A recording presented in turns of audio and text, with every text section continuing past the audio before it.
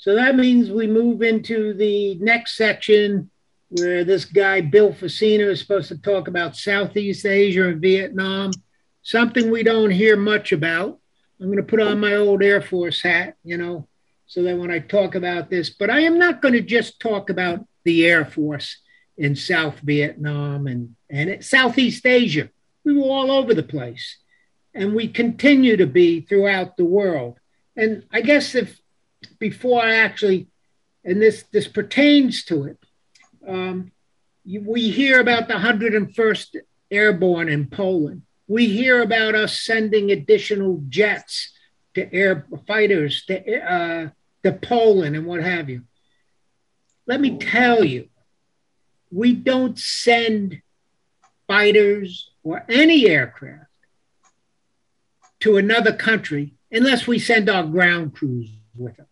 We don't hear about the ground crews, the maintenance people. So maybe there's 1,101st Airborne. Thank you. That's good that they're there. But there's probably, based on information I have, probably about 450 Air Force ground crew. Because does anybody know what a Red X is? Anybody familiar with that terminology? If you didn't work on the flight line on aircraft, you probably don't know that terminology. I don't know, Howard. Did they have Red X's in missiles also? No, not that I know of. Okay. Well, I mean, if aircraft had various problems, I guess that's what the Red X is for, right? Certain items were grounded, grounding items. So you send that fighter jet behind me to Korea? That never went without me, never, because my systems were grounding systems, automatic flight control systems, STAB-AUG, stability augmentation. Couldn't be fired up if that system wasn't working, stability augmentation. And you know what? Most pilots, if you say autopilot system, no, well, we didn't need the autopilot system. No, that's correct. You needed STAB-AUG, which was part of the autopilot system. So those planes never went anywhere, and they still don't. And what that system did and does is provide control of the flight surfaces. So think about this. You got that fighter jet, the F-4, going at 350 miles an hour, and you want to make a left-hand turn. Well, if the pilot didn't have STAB-AUG and he threw in the stick to the left too far, it would spin out of control. What STAB-AUG did was measure the airspeed, measure the air density, and control the surface.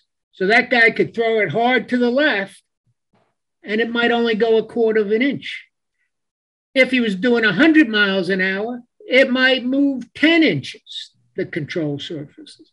So stability augmentation, fighters cannot be flown without it. And sometimes fighter pilots don't like to get into that discussion, Yeah, okay, tell me how you would do that. And they can't. And it's a Red X item. If it doesn't work, the plane doesn't leave the ground. So we've got guys, we're sending planes, we're sending equipment. We got to send the maintenance people because that single plane, 6 of us would go with it, 6 of us. Everyone that had a Red X system on the plane. The jet engines, obviously. The crew chief would go. The autopilot guy would go. The ejection seat guy would go. You don't want to not have your ejection seat working when you're taking off.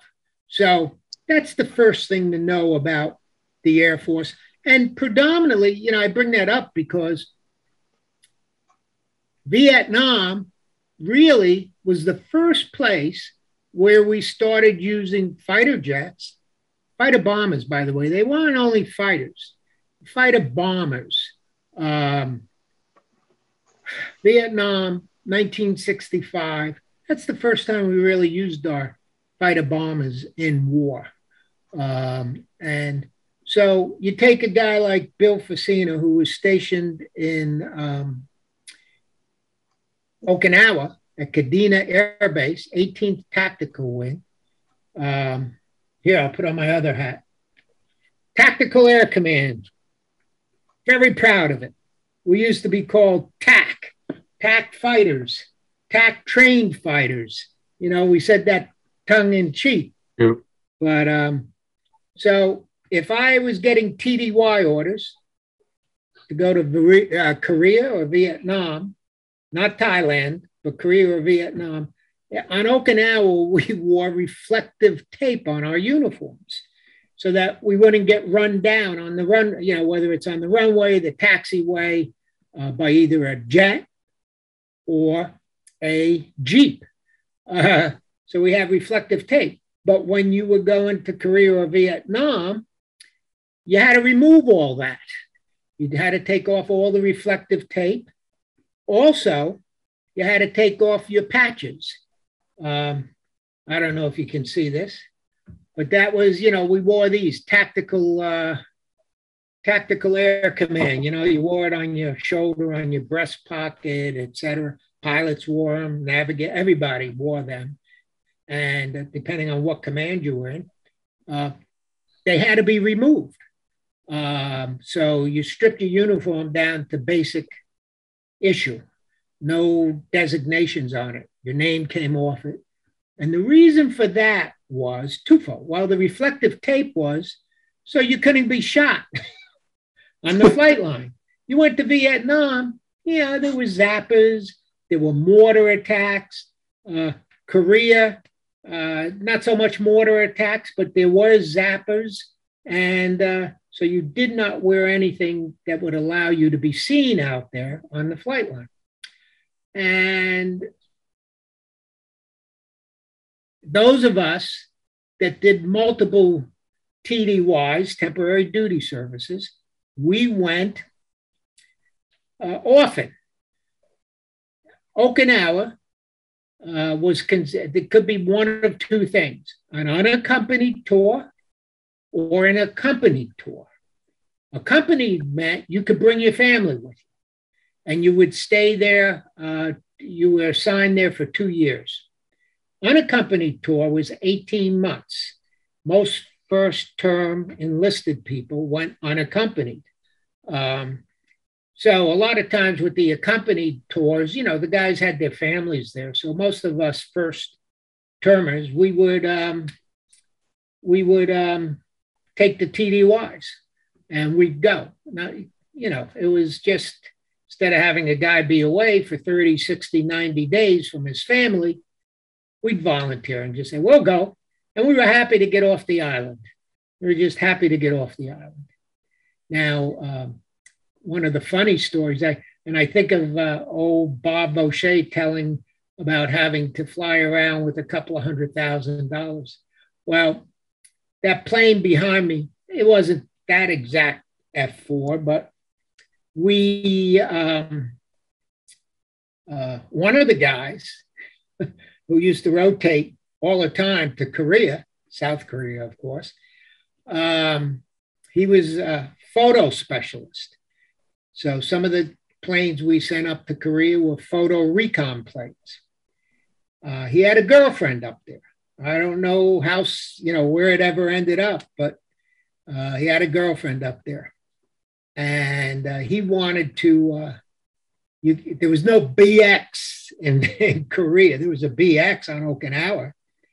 So he bought, you all familiar with those small refrigerators typically you get in college rooms and what have you. Well, he wanted to get one up to Korea for his girlfriend because she had no refrigerator. So we one day went out to the flight line. I mean, we talked to the pilot, obviously. We said, listen, we need to get this refrigerator up to Gwangju Air Base. And will you fly it up for us? And he says, how? What? We're going to take the camera out. We'll take the camera out. You fly it up there as a training mission and then come back and we'll put the camera back in. So he said, yeah, okay, fine. I don't care. So we we dropped the camera, which back in those days were huge. I mean, I can't even begin to describe them. I should have some pictures. So we dropped the camera out. We hoisted this refrigerator up, strapped it in, secured it. He flew it up. A couple of other guys dropped it out up there. The guy flew back, and this guy's girlfriend had a refrigerator. Probably, you know, there might be those people around who say, "Wow, you could never have done that." Well, yeah, we did it because it was a war and nobody questioned you. Nobody, you know, we were supporting the mission. This was not a training base. These were not training exercises. When those planes went up, they went up on actual missions. So, yeah, that's what we flew a refrigerator up to Kwangju Air Base in Korea. And I have to stop and think because I went to multiple bases in Korea, Kwangju and Daegu. Now, here's the other piece of it. If you went into the war zone, and by the way, Korea was still a war zone, still is today, you got combat pay, okay? And you were in the war zone. So if one of our planes, and then our planes, and I'll explain why, our planes would go from Kadena to Korea, and then they would go fly missions in Vietnam. And so once we went to Korea, they could send us any place in the war zone because we were getting combat pay. So we would then go to Vietnam if we had a problem with one of our planes. We'd have to get on it because nobody else took care of your planes. It was your plane, your unit. Nobody else took care of your planes. So you'd get on a C-130 and they'd fly you down to Da Nang primarily. You fix the plane and you fly back to Korea. So you might be there a couple of days depending on getting what you need to repair the plane, et cetera. So we'd fly in and out of Vietnam on a fairly regular basis to take care of our planes. And that's how it worked back then. Many people, as I said, if you had orders, combat pay, you could be sent anywhere in theater. I had a friend who was a doctor in the Army. He got sent to Vietnam. He was supposed to be in Saigon, at the hospital in Saigon. He got in country, and they sent him to a forward hospital, a MASH unit. He spent this year in a MASH unit. And when he questioned, he said, "My orders say here." They said, "Yeah, you're in country. We can do anything we want with you." That's how Vietnam worked. Probably somewhat like MASH, the movie, the program. They could do anything they wanted with you at that time. And what about, you know, has anyone here, well, does anybody know about Site 85? I think it's 85. Sometimes I get confused. Who knows about Site 85?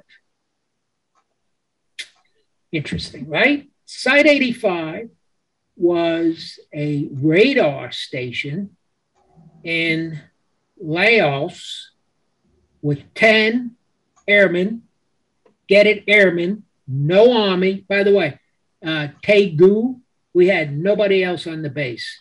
There was 6 airmen, we had M16s, and our standing orders were launch the planes, defend yourself if it ever came under attack.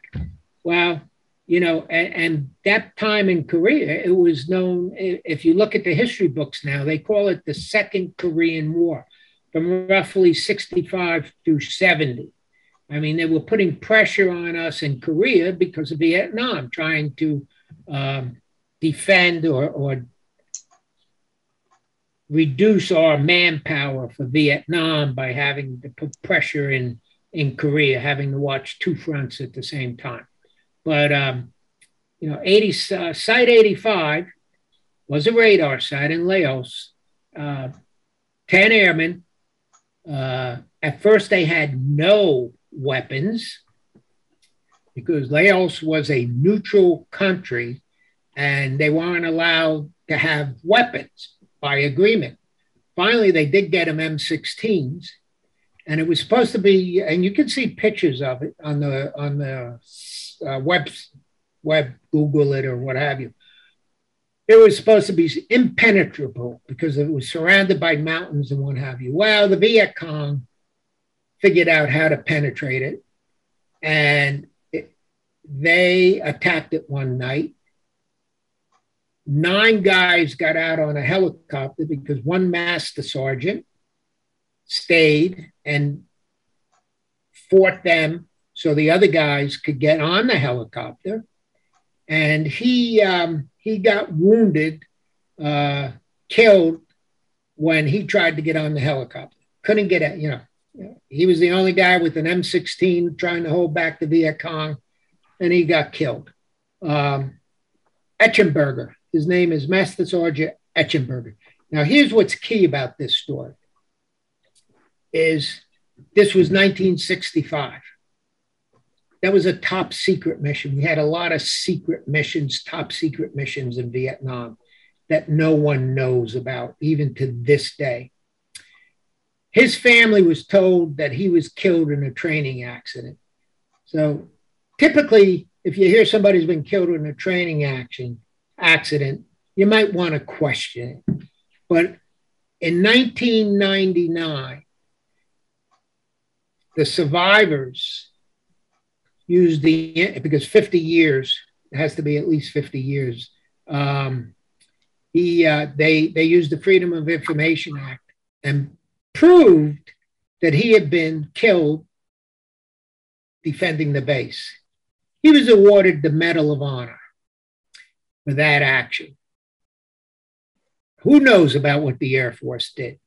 They were 10 Air Force guys guiding missions into South Vietnam, North Vietnam at the time. The flights, they were getting all their instructions from this radar site.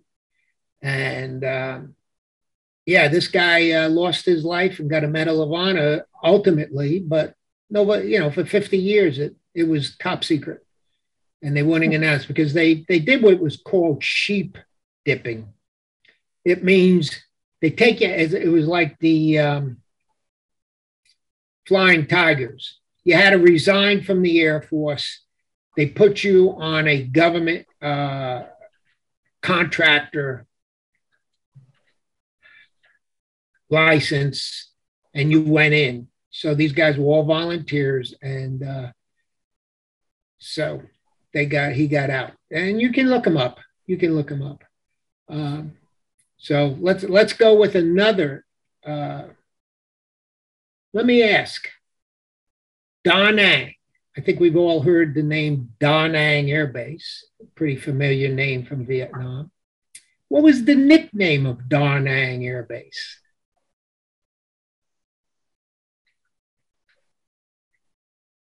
Rocket City, because it got mortared almost every night. I mean, the Viet Cong could get that close. They got mortared every night. They would attack the guard post. I have the brother of a friend of mine was killed at a guard post at Da Nang. They attacked. They overran the guard post.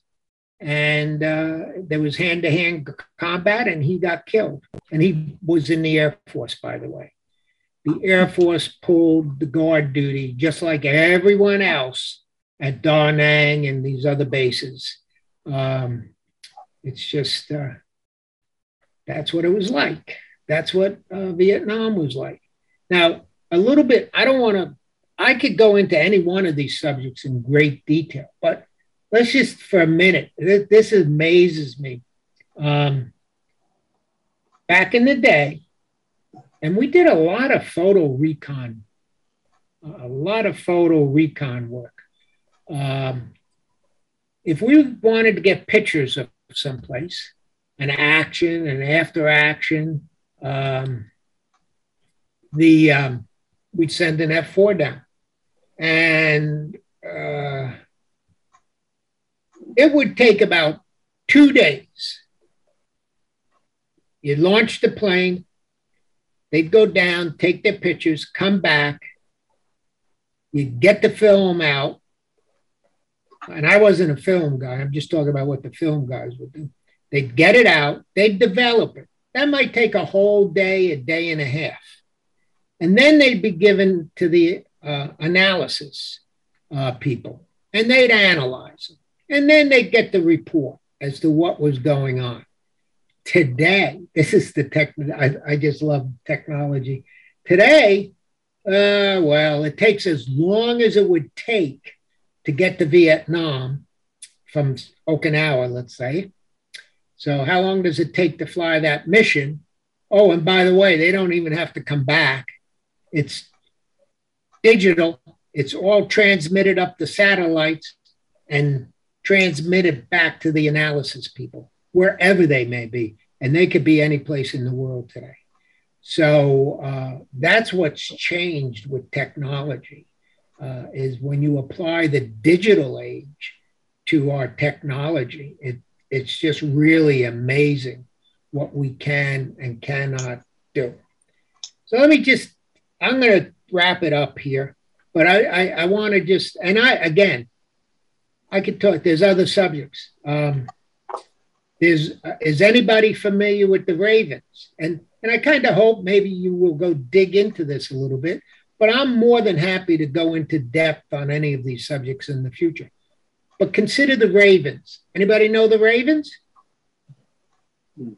Nope. Nah, I'm still getting blank stares. I wouldn't expect you to know the Ravens. Another Air Force secret operation. What did they fly? They flew 172s. Everybody knows what a 172 is, a small prop plane. And where were they? They were all over Vietnam. They were typically, and there is one, there's one movie that shows these guys. They show Glover as a forward air controller. He was flying an, I forget whether he was flying a 172 or not. But they were in remote dirt road. That's all you need for a 172. They would clear. They had a small sandbag compound, and these guys would go up and spot for the fighters, for the bombers. They were called the Ravens. There's a couple of books that have come out recently about them. Someone called them the Delta Force of the Air Force.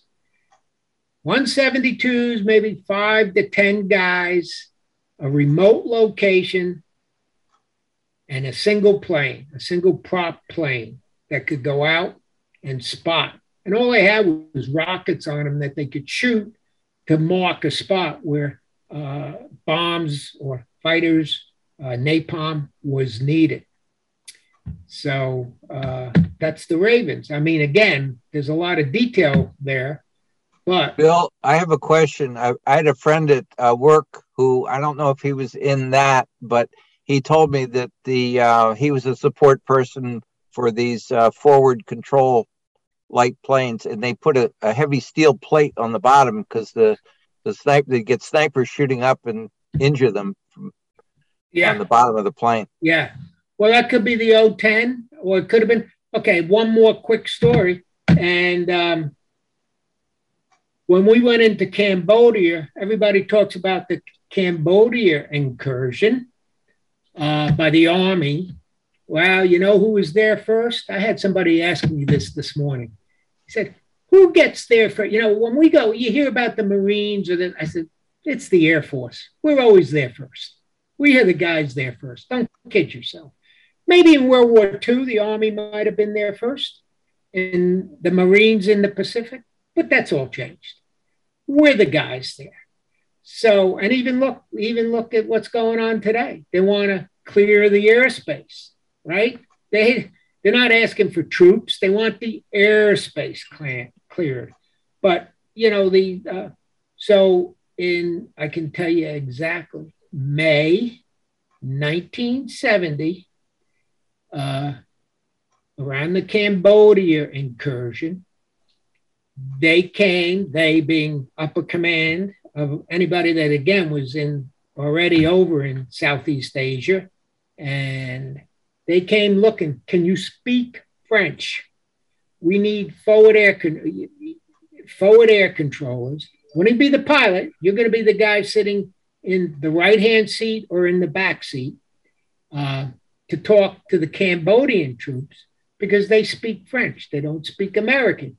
So if you could speak French, you could volunteer to go fly as forward air controllers in Cambodia. And anybody that could speak a few words of French, I mean, we were all young and stupid, right? Oh yeah, let's go. It sounds exciting. And a number of us went. And again, there is probably little record of it. You know, you get a DD, for those who don't know, you get a DD 214 when you get out.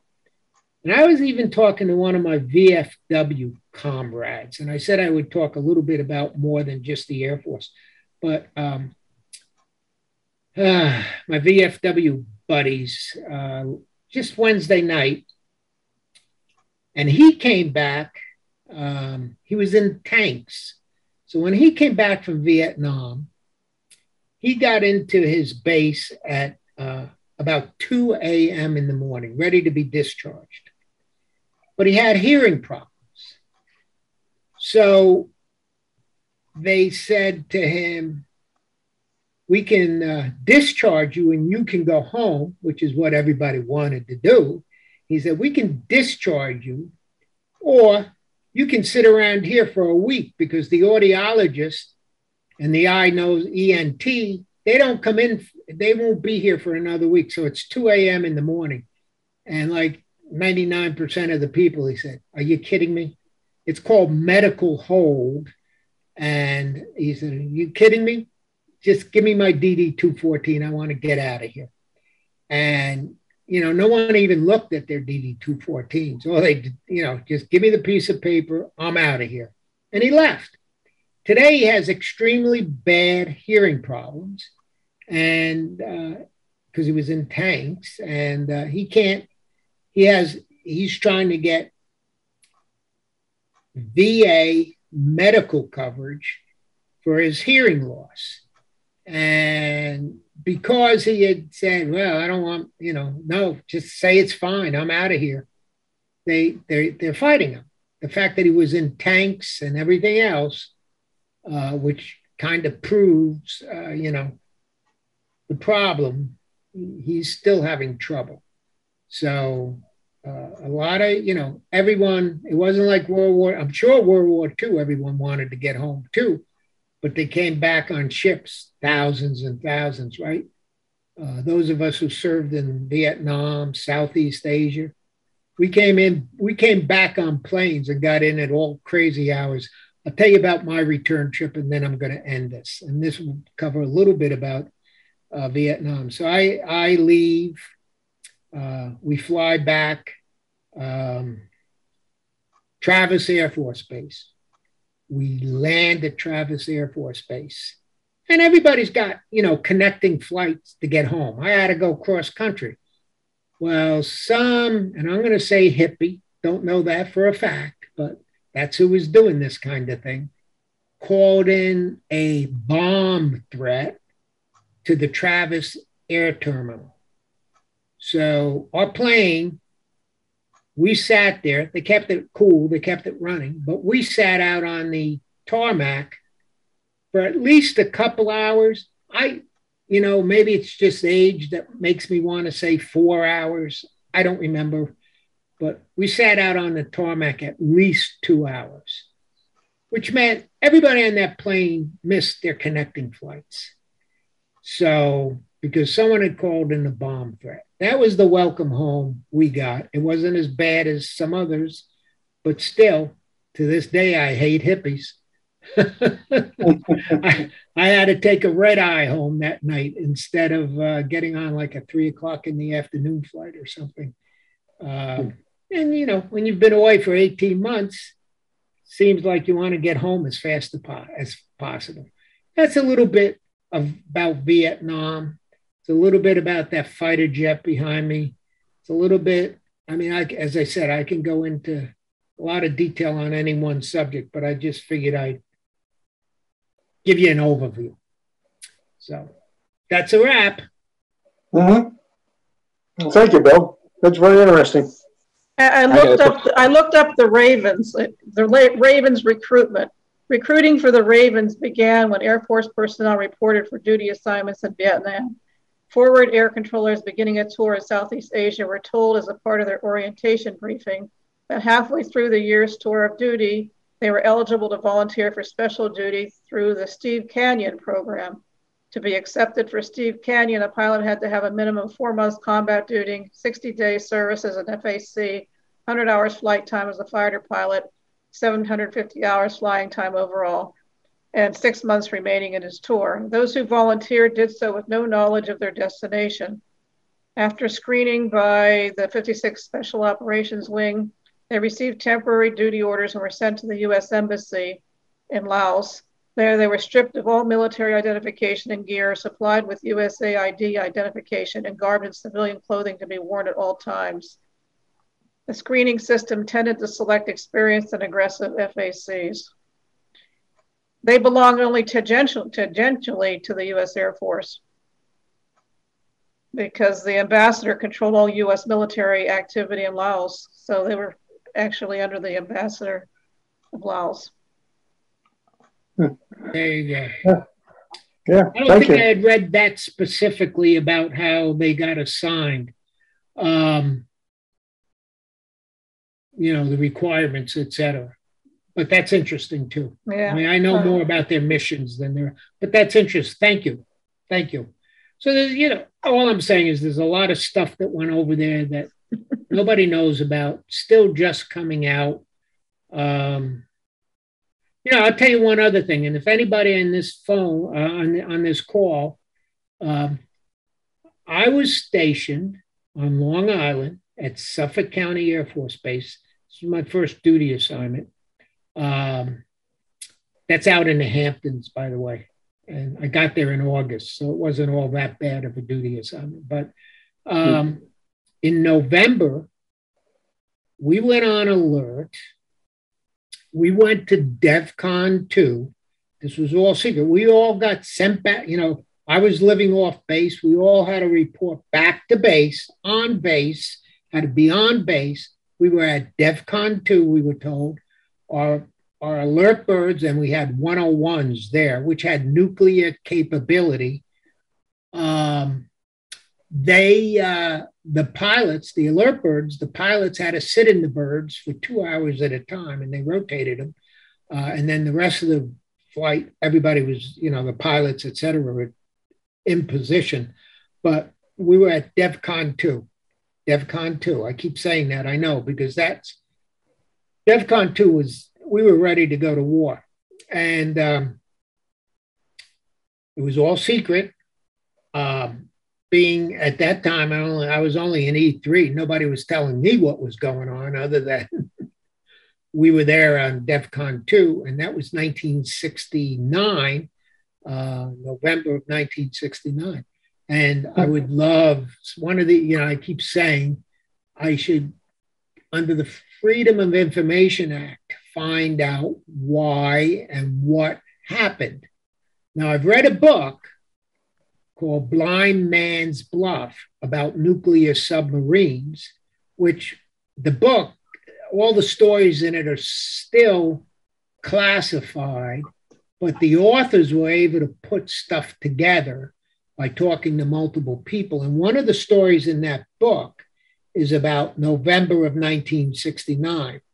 We used to send our nuclear submarines into Russian waters, tap into their telephone lines, and listen to their telephone conversations, et cetera, et cetera.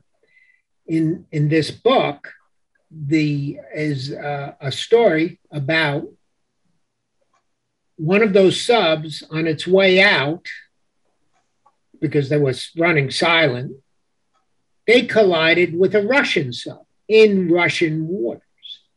And the Russians were looking for the American sub. And if they had found it in their waters, World War III would have probably started. And that's why we were at DEFCON 2, ready to go to war. And it was for about 2 or 3 weeks. Did I see your hand go up, John? No.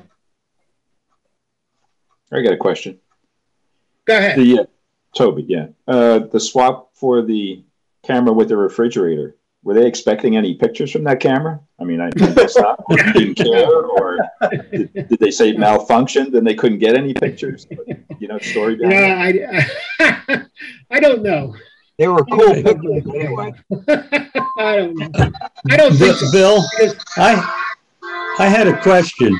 I was in service at the same time. I was stationed at Wright Pat. Oh, okay. I don't remember any DEFCON 2. Would it be a national? It should have been a national thing, but that doesn't mean anything. No, I honestly, I was in the Air Defense Command at that point. Now, whether it was all ADC, I don't know. Yeah. Again, all I know is I had to move back on base and live in the barracks. Yeah. Well, we weren't exactly a combat group, so. Yeah. That's interesting because I was offered a job at Wright Pat through my company because I was, boring, I hope not. I was occupationally deferred working at Aberdeen Proving Grounds for a company out of Stamford, Connecticut called Barnes Engineering. We were developing a lot of the infrared stuff that's used today, but we were developing specifically infrared sensors for the limited war labs, which was the special forces. So I would go down to Aberdeen Proving Grounds. I wasn't smart enough to actually do the development, but I was smart enough to do the field testing. I would go down to Aberdeen Proving Grounds with the test units, and I'd get to fly around in helicopters. And by the way, just in case any of these doubting Thomases, I have photos. I can prove what I've done all my life. Because I know there's some doubting Thomases out there in the world. And I also know that there's some people who make up stories. But I wasn't married at the time. But my wife was my fiance. So she knew where I was going, what I was doing. These were business trips. My first business trips at the age of 20 or 21, because I went to a technology school. And so I was occupationally deferred.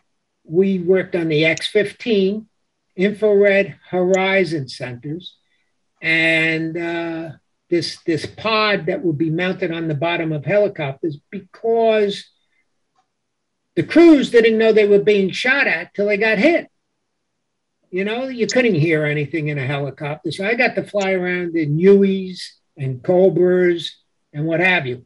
And then I decided I just could not stick with an occupational deferment. It wasn't in my blood. So I went down and I joined the Air Force. My HR department went bananas. And that's what brought up the right. They said, we can have you sent to Wright-Patterson Air Force Base. You can be in testing at Wright-Patterson Air Force Base. And I said, that's not what I'm signing up for. I might as well stay here if that's what I'm going to do. So I almost ended up at Wright Pat, but I didn't, is the bottom line. So who knows? We may have crossed paths. Right. Did you ever work on any infrared stuff out there? No. Okay. All right, so that's it. Now I'm done. Oh, Toby, go ahead.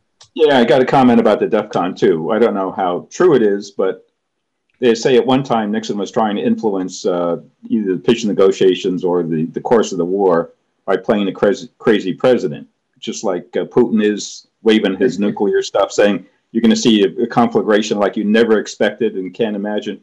So he tried the same tactics, and then I think they really didn't sway anything, so he stopped after that. But that was one thing that I heard. That could very well have been. Right. But I can, as I like to say, I can swear to everything. And I do have at least one witness. I was married. We were living off. I am still same woman. So she won't deny it. I had to move back on base. And they gave everybody this. I used to joke about this, but I don't joke about it so much anymore. They gave us they gave us M16s and ammunition to go with them. So, most guard duties, whether it's the Air Force or the Army or whatever, the Marines, they don't have ammunition in their guns. They don't have ammunition. They look like they do, but they don't. But that week or two, we had M16s with ammunition. In Korea, we had carbines. We used to pull guard duty in Korea because we were the only ones on base.